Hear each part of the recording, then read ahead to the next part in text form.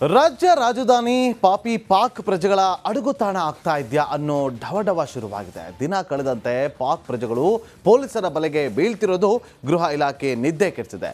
ತನಿಖೆಯ ವೇಳೆ ಭಯಾನಕ ಸತ್ಯ ಹೊರಬಿದ್ದಿದೆ.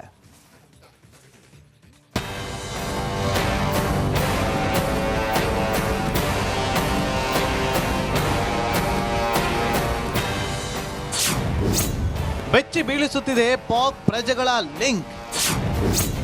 ಜಿಗಣಿ ಠಾಣೆಯಲ್ಲಿ ಆರೋಪಿಗಳಿಗೆ ಡ್ರಿಲ್. ಲ್ಯಾಪ್ಟಾಪ್ನಲ್ಲಿ ಧರ್ಮದ ದಾಖಲೆಗಳು ಪತ್ತೆ. ರಾಜ್ಯ ರಾಜಧಾನಿಯಲ್ಲಿ ಬಾಂಗ್ಲಾದೇಶ ವಲಸಿಗರು ಅಕ್ರಮವಾಗಿ ನೆಲೆಸಿರೋದು ಸಿಲಿಕಾನ್ ಸಿಟಿ ಮಂದಿಯ ನಿದ್ದೆಗೆಡಿಸಿದೆ. ಬೆಂಗಳೂರು ಉಗ್ರರ ಟಾರ್ಗೆಟ್ ಆಗಿದ್ಯಾ ಅನ್ನೋ ಅನುಮಾನ ಶುರುವಾಗಿದೆ. ರಾಜಧಾನಿಯಲ್ಲೇ ಅಡಗಿದ್ದ ಪಾಕ್ ಪ್ರಜೆಗಳನ್ನ ಪೊಲೀಸರು ಬಂಧಿಸಿದ್ದಾರೆ.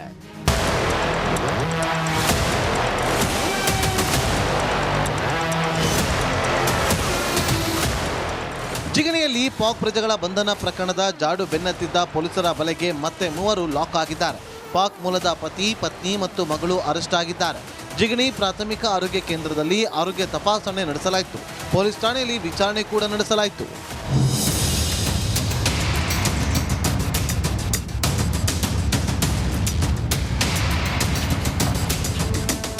ಪೊಲೀಸರ ಡ್ರಿಲ್ ವೇಳೆ ಪಾಕ್ನಿಂದ ಭಾರತಕ್ಕೆ 15ಕ್ಕೂ ಹೆಚ್ಚು ಮಂದಿ ಎಂಟ್ರಿ ಕೊಟ್ಟ ಸ್ಫೋಟಕ ಮಾಹಿತಿ ರಿವೀಲ್ ಆಗಿದೆ.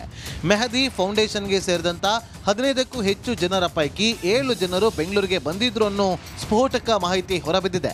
ಅಸ್ಸಾಂ, ಒರಿಸ್ಸಾ, ಹೈದರಾಬಾದ್ಗೆ ಪರಾರಿಯಾಗಿರುವ ಬಗ್ಗೆ ಮಾಹಿತಿ ಲಭ್ಯವಾಗಿದ್ದು, ಉಳಿದವರ ಪತ್ತೆಗೆ ಪೊಲೀಸರು ಬಲೆ ಬೀಸಿದ್ದಾರೆ.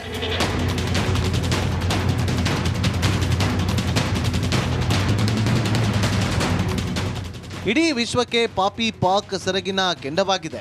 ಭಾರತಕ್ಕೆ ಮಗ್ಗಲ್ಲು ಮುಳ್ಳಾಗಿದೆ. ಐಟಿ ಸಿಟಿಯಲ್ಲಿ ಪಾಕ್ ಪ್ರಜೆಗಳ ಪತ್ತೆ ಆಗ್ತಿರೋದು ಆತಂಕಕ್ಕೆ ಕಾರಣವಾಗಿದೆ. ರಾಜ್ಯ ರಾಜಧಾನಿಯನ್ನೇ ಟಾರ್ಗೆಟ್ ಮಾಡಿ ವಿಧ್ವಂಸಕ ಕೃತ್ಯಕ್ಕೆ ಪಾಕ್ ಸಂಚು ರೂಪಿಸಿದ್ಯಾ ಅನ್ನೋ ಭೀತಿ ಈಗ ಜೋರಾಗಿದೆ.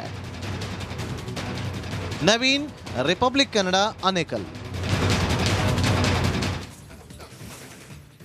ನೋಡಿ, ಮಾತು ಆಡಿದ್ರೆ ಹೋಯ್ತು, ಮುತ್ತು ಒಡೆದ್ರೆ ಹೋಯ್ತು ಅಂತ ಹೇಳ್ತಾರೆ. ಆದರೆ ದಿನೇಶ್ ಗುಂಡೂರಾವ್ ಹೊತ್ತಿಸಿದ ವೀರ್ ಸಾವರ್ಕರ್ ಕಿಚ್ಚು ಧಗ ಧಗ ಅಂತ ಹೊತ್ತಿ ಉರಿತಾ ಇದೆ. ನೋಡ್ಕೊಂಬನ್ನಿ. ಅದು ಸಾವರ್ಕರ್ ಯಾಕೆ ಸಾವರ್ಕರ್ ಅವರು ಮಾಂಸ ತಿಂತಾ ಇದ್ರು. ಚಿತ್ಪಾವನ್ ಬ್ರಾಹ್ಮಣ, ಬಟ್ ಈ ಒಂದು ನಾನ್ ವೆಜ್ ಈಟರ್. ಅವರು ಬೀಫು ಕೂಡ ತಿಂತಾ ಇದ್ರು ಅಂತ. But definitely, as a Brahmin, he was eating meat, and he was openly propagating eating meat. Gandhi ಅವರು ವೆಜಿಟೇರಿಯನ್. ಗಾಂಧಿ ನೋಡಕ್ ಹೋದ್ರೆ ಹಿಂದೂ ಸಂಸ್ಕೃತಿ ಬಗ್ಗೆ ಅಪಾರವಾದಂತ ನಂಬಿಕೆ, ಕನ್ಸರ್ವೇಟಿವ್ ಎಲ್ಲ ಇದೆ. ಸಾವರ್ಕರ್ ವಿರುದ್ಧ ನಾಲಿಗೆ ಹರಿಬಿಟ್ಟ ಸಚಿವ ದಿನೇಶ್ ಗುಂಡೂರಾವ್ ವಿವಾದದ ಕಿಚ್ಚು. ವೀರ್ ಸಾವರ್ಕರ್ ವಿರುದ್ಧ ಆರೋಗ್ಯ ಸಚಿವರು ಯಾಕೋ ಕೋಪಗೊಂಡಿದ್ದಾರೆ. ವಿವಾದಾತ್ಮಕ ಹೇಳಿಕೆ ನೀಡಿ ಕಿಡಿ ಹೊತ್ತಿಸಿದ್ದಾರೆ. ಸಾವರ್ಕರ್ ವಿರುದ್ಧ ನಾಲಿಗೆ ಹರಿಬಿಟ್ಟಿದ್ದಾರೆ. ಸಾವರ್ಕರ್ ಚಿತ್ಪಾವನ ಬ್ರಾಹ್ಮಣ, ಮಾಂಸ ತಿಂತಿದ್ರು, ಗೋಹತ್ಯೆ ವಿರೋಧಿಸಿರಲಿಲ್ಲ, ಗೋಮಾಂಸ ಸೇವನೆಯನ್ನ ಪ್ರಚಾರ ಮಾಡಿದ್ರು ಅಂತ ಹೇಳಿಕೆ ನೀಡಿದ್ದಾರೆ. ಸಾವರ್ಕರ್ ಮಾತ್ರ ಅಲ್ಲ, ಗಾಂಧಿ ಕೊಂದ ಜಿನ್ನಾ ಬಗ್ಗೆಯೂ ಸ್ಫೋಟಕ ಹೇಳಿಕೆ ನೀಡಿದ್ದಾರೆ ಆರೋಗ್ಯ ಸಚಿವರು. ಜಿನ್ನಾಗೆ ಹಾರ್ಡ್ ಕೋರ್ ಇಸ್ಲಾಂನಲ್ಲಿ ನಂಬಿಕೆ ಇರಲಿಲ್ಲ. ಜಿನ್ನಾ ಮೂಲಭೂತವಾದಿ ಅಲ್ಲ, ಸಾವರ್ಕರ್ ಮೂಲಭೂತವಾದಿ ಅಂತ ಹೇಳಿದ್ದಾರೆ. ಸ್ವಾತಂತ್ರ್ಯದ ಕಾಳೆಯನ್ನು ಓದಂಥವ್ರು, ಅವ್ರ ಬಗ್ಗೆ ನೀವು ದನದ ಮಾಂಸ ತಿಂತೀರಾ ಅಂತ ಹೇಳೋದು. ಪಾಪ ಅವ್ರು ಸತ್ತು ಸ್ವರ್ಗದಲ್ಲಿದ್ದಾರೆ. ಇನ್ನಾದರೂ ಬಿಡಿ, ಅವ್ರನ್ನ ಯಾಕೆ ಆಪಾದನೆ ಮಾಡ್ತಾರೆ? ನಿಮ್ಮ ಕಾಂಗ್ರೆಸ್ ಅವ್ರಿಗೆ ಯಾಕೆ ಹಿಂದೂ ಅಂದರೆ ನಿಮಗೆ ಆಗೋದೇ ಇಲ್ಲ. ಕೇಸರಿ ಕಂಡ್ರೆ ಆಗಲ್ಲ, ಬೊಟ್ಟು ಇಟ್ಕೊಂಬಾರ್ದು, ನಿಮ್ಮ ಹತ್ರ ನಾಮ ಇಟ್ಕೊಂಬಾರ್ದು, ಕೊನೆಗೆ ಹೆಣ್ಮಕ್ಳು ಬಳೆನೂ ಹಾಕೊಂಬಾರ್ದು, ಕಾಲುಂಗ್ರನೂ ಹಾಕೊಂಬಾರ್ದು ಅನ್ನೋ ಸ್ಥಿತಿಗೆ ಬಂದ್ಬಿಡ್ತೀರ ನೀವು. ದಿನೇಶ್ ವಿರುದ್ಧ ವೀರ್ ಸಾವರ್ಕರ್ ಮೊಮ್ಮಗ ಕೆಂಡ. ವೀರ್ ಸಾವರ್ಕರ್ ಗೋಮಾಂಸ ಸೇವಿಸುತ್ತಿದ್ರು ಎಂಬ ಸಚಿವ ದಿನೇಶ್ ಗುಂಡೂರಾವ್ ಮಾತಿಗೆ ವೀರ್ ಸಾವರ್ಕರ್ ಮೊಮ್ಮಗ ರಂಜಿತ್ ಸಾವರ್ಕರ್ ಕಿಡಿಕಾರಿದ್ದಾರೆ. अत्यंत सरासर झूठ बात है और इसके विरुद्ध हम केस करने वाले हैं. अभी दूसरी बात है कि राहुल गांधी आज तक ये स्टेटमेंट करते थे। राहुल गांधी के ऊपर पुणे में एक केस हुई, समन्स निकला है, नासिक में केस हुई, वहीं पे भी वही हुआ है। और मैंने मुंबई में केस की थी 2 साल पहले, अभी पुलिस ने रिपोर्ट दिया, अभी यहाँ पे भी मुझे अपेक्षा है कि उनके समन्स निकलेगा।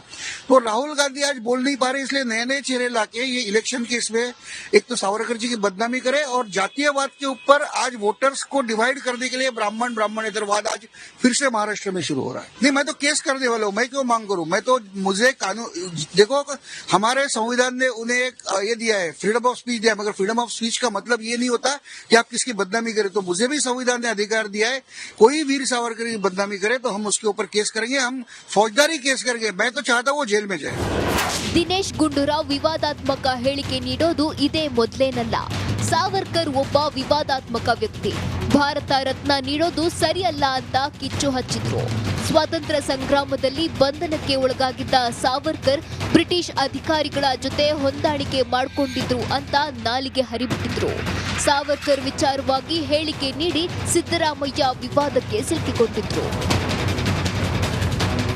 Bureau report, Republic Kannada. ಹಣಕ್ಕಾಗಿ ಲಂಚ ಪಡೆಯೋದನ್ನು ನೀವು ಕೇಳಿದ್ದೀವಿ. ಆದರೆ BBMP ಕಮಿಷನ್ ಆಸೆಗೆ ಚೆನ್ನಾಗಿರೋ ರಸ್ತೆಯನ್ನು ಕಿತ್ತಾಗೋದಕ್ಕೆ ಮುಂದಾಗಿದೆ ಅಂದರೆ ನಂಬ್ತೀರಾ? ಇಲ್ಲ ಅಲ್ವಾ? ಈ ಸ್ಟೋರಿ ನೋಡಿ ಗೊತ್ತಾಗುತ್ತೆ.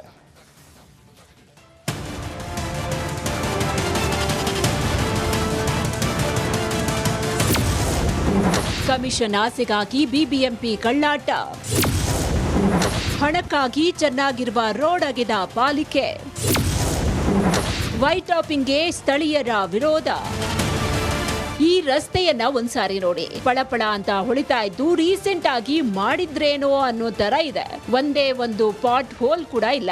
ಅಷ್ಟಕ್ಕೂ ಇದು ಗೋವಿಂದರಾಜನಗರ ಕ್ಷೇತ್ರದ ಫಸ್ಟ್ ಮೇನ್ ರೋಡ್. ಡಾಂಬರ್ ಹಾಕಿ 4 ವರ್ಷ ಆಗಿದ್ದು ರಸ್ತೆ ಒಂಚೂರು ಕೂಡ ಹಾಳಾಗಿಲ್ಲ.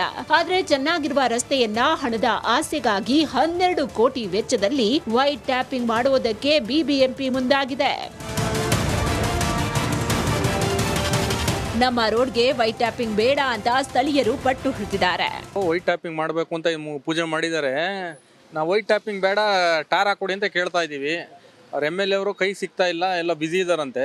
ಹಾಸ್ಪಿಟ್ಲ್ ಇದೆ, ಸ್ಕೂಲ್ ಇದೆ, ಮೆಡಿಕಲ್ ಸ್ಟೋರ್ ಇದೆ, ಅಂಗಡಿಗಳವರು ಇದ್ದಾರೆ, ಎಲ್ಲರಿಗೂ ತೊಂದರೆ ಆಗುತ್ತೆ. ಬೇಡ, ಚಿಕ್ಕದು ರೋಡು, ಏನೋ ಡಬಲ್ ರೋಡ್ ಆಗಿದ್ರೆ ಏನೋ ಪರವಾಗಿಲ್ಲ, ಬಸ್ ಗೀಸ್ ಓಡಾಡೋದ್ರೆ ಪರವಾಗಿಲ್ಲ. ಇಲ್ಲೇನು ಬಸ್ ಓಡಾಡಲ್ಲ, ಏನಿಲ್ಲ.